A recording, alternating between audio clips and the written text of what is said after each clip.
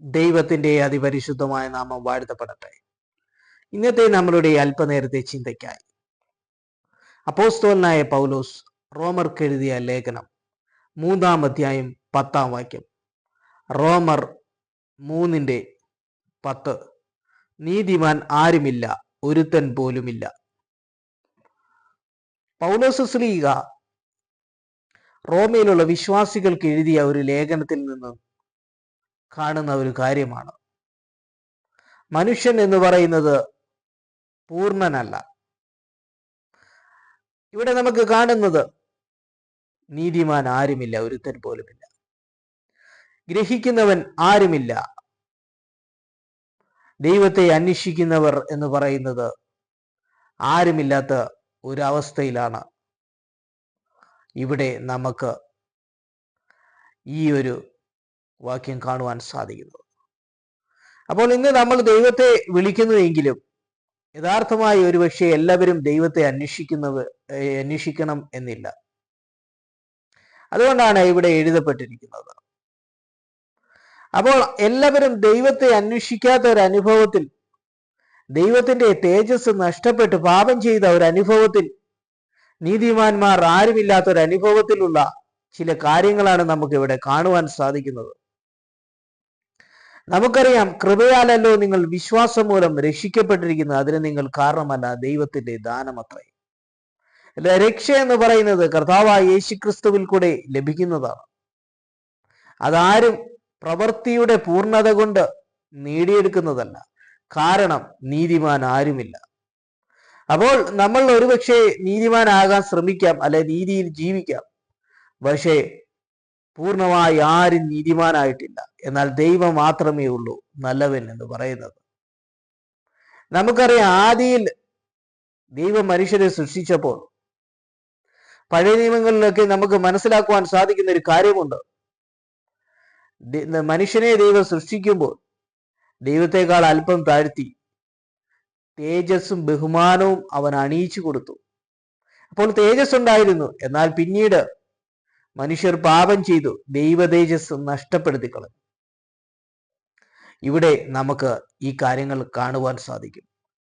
മനുഷ്യർ പാപം ചെയ്തു, ദൈവ തേജസ് നഷ്ടപ്പെടുത്തി കളഞ്ഞു. അതുകൊണ്ട് നമുക്ക് മനസ്സിലാക്കുവാൻ സാധിക്കുന്നത്, മനുഷ്യർ എന്ന് പറയുന്നത് പ്രവൃത്തിയിൽ പൂർണ്ണരല്ല. എന്നാൽ നമ്മൾ നീതിമാന്മാരായി ജീവിക്കാൻ ശ്രമിക്കുകയാണ് ഓരോ ദിവസങ്ങളിൽ.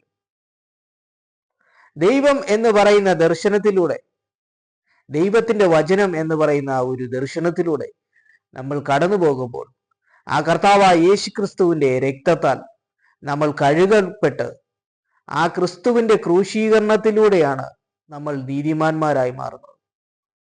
അതുകൊണ്ട് യേശുക്രിസ്തുവിനാൽ ദൈവം നമ്മളെ വീണ്ടെടുത്തിരിക്കുന്നു. നമ്മളുടെ നീതിയിലുള്ള വീണ്ടെടുപ്പുകാരൻ എന്ന് പറയുന്നത് കർത്താവായ യേശുക്രിസ്തുവാണ്. ആ യേശുക്രിസ്തുവിൽ നമ്മൾ വിശ്വസിച്ച് നമ്മളുടെ പാപങ്ങളെ ഏറ്റുപറയുമ്പോൾ തൻ്റെ രക്തത്താൽ നമ്മെ കഴുകി ശുദ്ധീകരിച്ച് നമ്മളെ ദൈവം നീതീകരിക്കുകയാണ്. അപ്പോൾ യേശുക്രിസ്തുവിന്റെ രക്തത്താലാണ് നമ്മൾ നീതീകരിക്കപ്പെടുന്നത്. അതുകൊണ്ട് നമുക്ക് ഇവിടെ കാണുന്ന ഒരു കാര്യമുണ്ട്. പൗലോസ് പറയുന്ന ഒരു കാര്യമാണ്, നീതിമാൻ ആരുമില്ല, ഒരുത്തൻ പോലുമില്ല. എല്ലാവരും ദൈവ തേജസ് നഷ്ടപ്പെടുത്തി പാപം ചെയ്ത് ദൈവത്തിൽ നിന്ന് അകന്നു പോകുന്ന ഒരു ലോകത്തെയാണ് നമുക്ക് കാണുവാൻ സാധിക്കുന്നത്. അങ്ങനെയാണ് കർത്താവായ യേശുക്രിസ്തു ആ ഒരു അവസ്ഥയിൽ നിന്ന് നമ്മളെ മാറ്റി നീതീകരിക്കാനാണ് തന്നെത്താൻ നമുക്ക് വേണ്ടി ക്രൂശിൽ ഏൽപ്പിച്ചു കൊടുത്തത്. അങ്ങനെ നമുക്ക് ഒരു നിത്യരക്ഷ തന്നിരിക്കുകയാണ്. രക്ഷ എന്ന് പറയുന്നത് സൗജന്യമായി ലഭിക്കുന്നതാണ്. നമുക്കറിയാം, യേശുക്രിസ്തു പത്രോസിനെ വിളിക്കുമ്പോൾ യേശു പറയുന്നൊരു കാര്യമുണ്ട്, എന്നെ അനുഗമിക്കുക. അപ്പോൾ പത്രോസ് പറയുന്നൊരു കാര്യമുണ്ട്, ഞാൻ പാപിയായ മനുഷ്യൻ. കർത്താവായ യേശുക്രിസ്തുവിനോട് പറയുന്ന പത്രോസിന്റെ വാക്കുകളാണ്, ഞാൻ പാപിയായ മനുഷ്യനാണ്. ഇവിടെ നമ്മൾ കാണുന്ന നീതിമാൻ ആരുമില്ല, ഒരുത്തൻ പോലുമില്ല. ഈ പത്രോസിനെയാണ് ദൈവം ഏറ്റവും ശക്തനായി ഉപയോഗിച്ചത്. പത്രോസിന്റെ നിഴല് വീഴുന്നിടത്ത് പോലും അത്ഭുതങ്ങൾ കാണുവാൻ നമുക്ക് സാധിക്കും. അത്ര ശക്തനായി പത്രോസിനെ മാറ്റുക.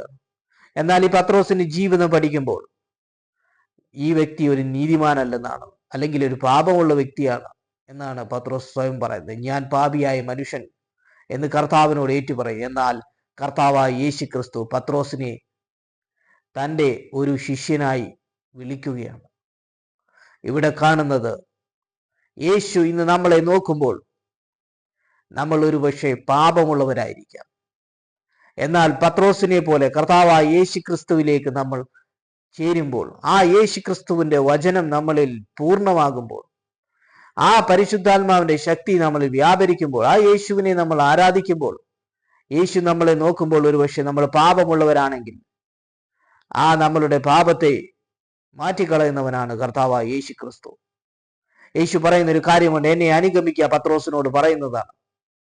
പത്രോസ് പറഞ്ഞു, ഞാൻ പാപിയായ മനുഷ്യൻ. എന്നാൽ യേശു ക്രിസ്തു പത്രോസിനെ വീണ്ടെടുക്കുകയാണ് ചെയ്യുന്നത്.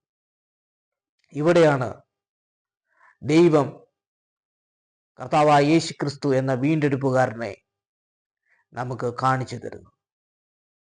അപ്പോൾ ക്രിസ്തുവിന്റെ രക്തത്താലാണ് നമ്മൾ നീതീകരിക്കപ്പെടുന്നത്. ഒരു മനുഷ്യനും പൂർണ്ണരല്ല. ന്യായപ്രമാണ പുസ്തകങ്ങളിൽ നമുക്ക് വായിക്കുമ്പോൾ മനസ്സിലാക്കുവാൻ സാധിക്കുന്നത്, പല കാര്യങ്ങൾ നമ്മൾ അനുസരിച്ചു കഴിഞ്ഞാലും നമ്മൾ പൂർണ്ണതയിലെത്താൻ കഴിയുകയില്ല. അതുകൊണ്ടാണ് ഇവിടെ എഴുതപ്പെട്ടിരിക്കുന്ന നീതിമാൻ ആരുമില്ല, ഒരുത്തൻ പോലുമില്ല.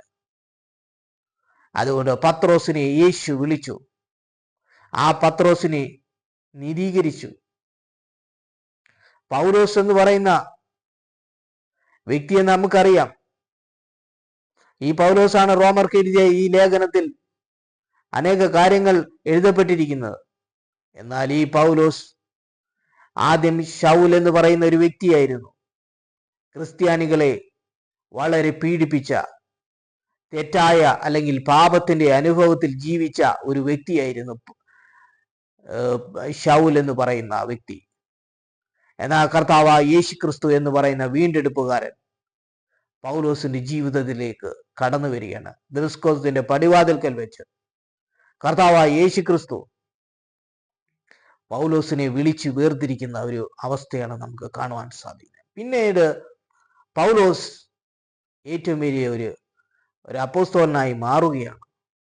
അപ്പോൾ ഇവിടെ കാണുന്നത് ആരാണ്? ഇവിടെ നമുക്ക് കാണുവാൻ സാധിക്കുന്ന കർത്താവായ യേശു ക്രിസ്തുവിന്റെ ഒരു പൗലോസിനെ കുറിച്ചുള്ള വിളിയാണ്. അതുകൊണ്ട് പൗലോസിന്റെ ജീവിതത്തിനകത്തേക്ക് യേശു വന്നപ്പോൾ പാപത്തിൽ നിന്നും അവനെ വീണ്ടെടുത്തു.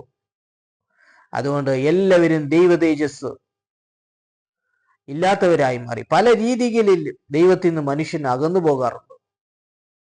ഇവിടെ കാണുന്നത് പാപത്തിൽ ജീവിച്ച അല്ലെ തെറ്റായ ജീവിത രീതിയിൽ ഇരുന്ന പൗലോസിനെ, ആ പൗലോസ് ശൗലായിരുന്നപ്പോൾ തന്നെ ദൈവം വിളിച്ചു മാറ്റുകയാണ്. അങ്ങനെ പാപത്തിൽ നിന്നും പൗലോസ് മാറി ഒരു ആത്മീക ജീവിതത്തിലേക്ക് കടക്കുകയാണ്. ഇവിടെ കാണുന്നത് വീണ്ടെടുപ്പുകാരനായ ക്രിസ്തുവാണ്. നമുക്കറിയാം, ഇന്ന് നമ്മളുടെ ജീവിതം പൂർണ്ണതയിലുള്ളതല്ല. ആരും പൂർണ്ണരല്ല. ഇന്ന് നമ്മളുടെ വിഷയം എന്ന് പറയുന്നത് നീതിമാൻ ആരുമില്ല, ഒരുത്തൻ പോലുമില്ല. കർത്താവായ യേശു ക്രിസ്തു നോക്കുമ്പോൾ എല്ലാ മനുഷ്യരിലും എന്തെങ്കിലും ഒരു കുറവുണ്ടായിരിക്കാം. ഒരു യൗവനക്കാരൻ കർത്താവായ യേശു ക്രിസ്തുവിന്റെ അടുക്കലേക്ക് വന്ന് ഒരു കാര്യം പറയുന്നതായിട്ട് നമുക്ക് മനസ്സിലാക്കുവാൻ സാധിക്കുന്നു. അവിടെ ആ യൗവനക്കാരൻ താൻ എല്ലാ കൽപ്പനകളും അനുസരിച്ച് പോകുന്നു എന്ന് പറയുന്ന ഒരവസ്ഥ അവിടെ കാണുവാൻ സാധിക്കും. കർത്താവായ യേശു ക്രിസ്തുവിനോട് പറയുന്ന ഒരു കാര്യമാണ്. അപ്പോൾ യേശു അവനോട് പറയുന്ന ഒരു കാര്യമുണ്ട്, ഒരു കുറവ് നിനക്കുണ്ട്, നിനക്കുള്ളതൊക്കെയും വിറ്റ് ദരിദ്രന്മാർക്ക് കൊടുക്കുക, അപ്പോൾ നിനക്ക് സ്വർഗത്തിൽ പ്രതിഫലമുണ്ടാകും. ഈ യൗവനക്കാരൻ വളരെ സമ്പത്തുള്ളവനായിരുന്നു. അപ്പോൾ ഈ വ്യക്തി പറയുന്നത്, ഇവൻ ഇതെല്ലാം അനുസരിച്ച് വരുന്നവനാണ്. എന്നാൽ കർത്താവായ യേശു ക്രിസ്തു നോക്കിയപ്പോൾ അവനും പൂർണ്ണനല്ല. അങ്ങനെ അവിടെ വെച്ച് പറയുന്നൊരു കാര്യമുണ്ട്, രക്ഷിക്കപ്പെടുവാൻ ആർക്ക് കഴിയും? ദൈവത്തിന് മാത്രമേ കഴിയത്തുള്ളൂ. കാരണം ആരും പൂർണ്ണരല്ല. അപ്പൊ യൗവനക്കാരൻ അവിടെ നിന്ന് പറയുന്നൊരു കാര്യമുണ്ട്, ഞാൻ ഇതൊക്കെയും അനുസരിച്ചു പോകുന്ന വ്യക്തിയാണ്. എന്നാൽ യേശു നോക്കിയപ്പോൾ നീ പൂർണ്ണനല്ല, നിന്റെ കയ്യിൽ ഒരു തെറ്റുണ്ട്. ആ തെറ്റിനെ കർത്താവ് ചൂണ്ടിക്കാണിക്കുക. ഇവിടെ കാണുന്നത് ദൈവസന്നിധിയിൽ ആരും പൂർണ്ണരല്ല. ഈ യൗവനക്കാരൻ ഇതെല്ലാം അനുസരിച്ചു വന്ന് പോയാലും അവനിൽ കുറവുകളുണ്ട്. അപ്പോൾ ശിഷ്യന്മാർ ചോദിക്കുന്ന ചില കാര്യങ്ങളാണ് അവിടെ.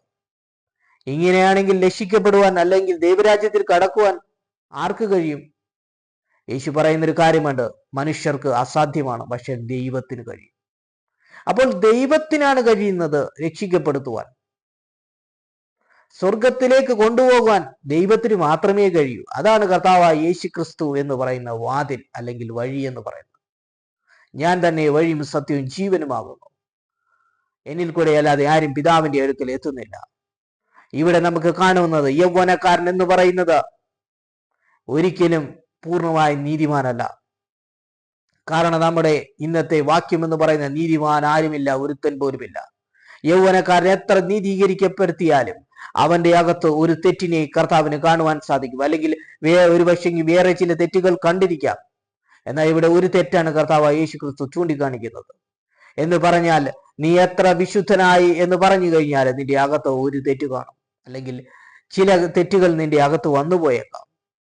കാരണം നീതിമാൻ ആരുമില്ല, ഒരുത്തൻ പോലുമില്ല. രക്ഷ കൊടുക്കുന്നത്, സ്വർഗത്തിലേക്ക് നീതീകരിക്കപ്പെടുന്നത് കർത്താവായ യേശു ക്രിസ്തുവാണ്. ആ ദൈവം തന്റെ പുത്രനെ അയച്ച് നമ്മളുടെ പാപങ്ങൾക്ക് പരിഹാരമായെങ്കിൽ ആ ദൈവപുത്രനായി ക്രിസ്തുവിനെ സ്വീകരിച്ച് നമ്മൾ മാനസാന്തരത്തിന് അനുഭവത്തിലേക്ക് വരുമ്പോൾ മാത്രമാണ് നമുക്ക് ഒരു നീതീകരണം ഉണ്ടാകുന്നത്. അതുകൊണ്ട് യേശു ക്രിസ്തുവിനെ ദൈവം ഒരു പരസ്യക്കോലമാക്കി നമ്മുടെ രക്ഷയ്ക്കായി. അതുകൊണ്ട് ആ രക്തത്താലുള്ള ശുദ്ധീകരണത്താൽ മാത്രമേ മനുഷ്യന് നീതിമാനായി ജീവിക്കുവാൻ കഴിയത്തുള്ളൂ. അതുകൊണ്ട് ഇന്നത്തെ നമ്മളുടെ സന്ദേശം എന്ന് പറയുന്നത് നീതിമാൻ ആരുമില്ല, ഒരുത്തൻ പോലുമില്ല. യൗവനക്കാരന് ഒരിക്കലും സ്വയമായി നീതീകരിക്കാൻ കഴിയുകയില്ല.